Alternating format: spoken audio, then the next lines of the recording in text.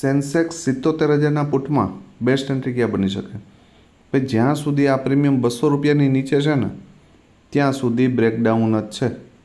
મોર્નિંગમાં market ગેપઅપ open થશે તો આ પ્રીમિયમ 60 રૂપિયાની આજુબાજુ ક્યાંય પણ ઓપન થાય, 50 રૂપિયા, 60 રૂપિયા, તો અહીંયાથી એક સારો હીરો 200 સુધીના ટાર્ગેટ માટે મળી શકે. એ સેકન્ડ સેશનમાં થાય, ફર્સ્ટમાં થાય, ગમે ત્યારે થાય, પણ આ ઝોન ઉપરથી એક બાઇંગ એરિયા છે.